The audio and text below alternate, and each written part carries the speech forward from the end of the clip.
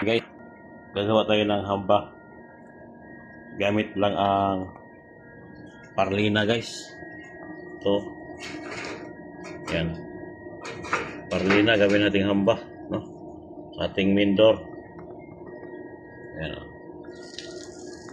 Dito yan guys. Sa ating pintuan, no? Main door. Yan. So, parlina nang gamitin natin guys, no? Mas para hindi siya anayin. So doon sa may bisagra, sa may kabitan ng bisagra, doon banda, lalagyan ko lang ng yung plancha para pag tornilyohan ng bisagra. So yan guys, update ko muna kayo. Ispat ko muna ito para tuloy-tuloy tayo, okay? Ano to? Ano hamba na gawa sa parlina. Ayan, ito na naka-spot na siya dyan. Tapos ito, brisan lang na para hindi siya gagalaw. Ito, may bris na rin. Ispatan natin ng bris mga ka-DIY, no? Tapos, lalagyan ko na rin ng kahoy na 1x2 para sa stopper ng pinto.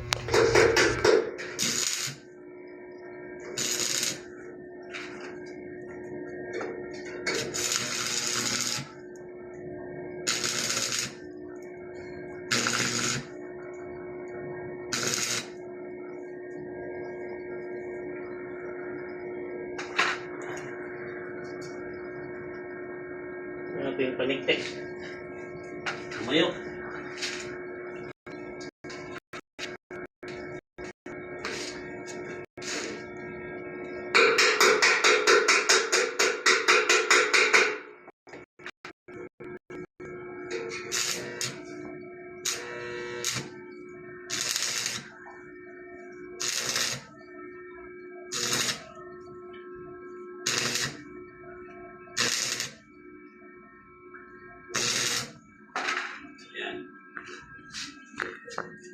Itong finish na to guys, yan. Sukat yan sa pintuan na main door. Yan, 90. Balik sobra siya, 90, 95.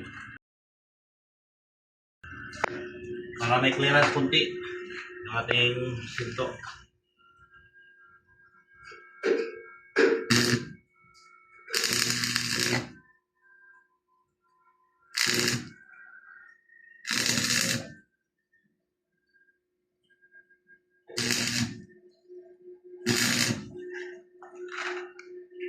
Okay, bris na tayo.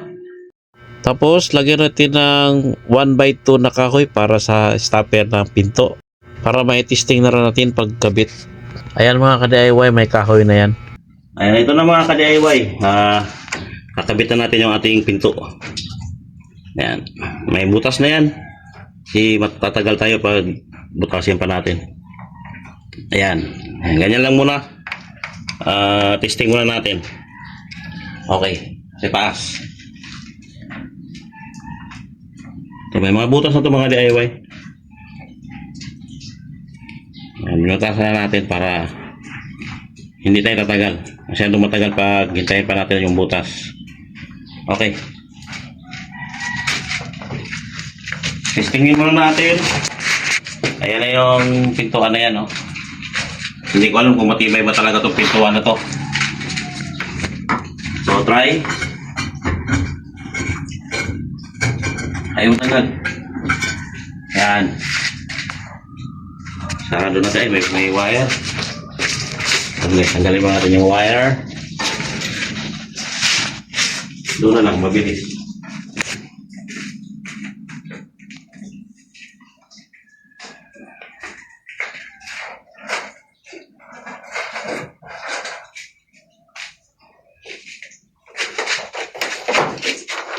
Ayan, wala pang doorknob. So, nag-iisip pa kung anong doorknob ilagay. Ayan, sasado natin. Boom. Ayan siya. Pero yung hamba natin, bakal. Yung sa bubong. Parlins. Ayan. Ito yung bisagra. Yan yung bisagra niya kasama. Tapos ito yung ating parlina na 4. Okay. Ito lang muna mga ka-DIY, no? Update ko kayo pag natapos na siya. Ayan.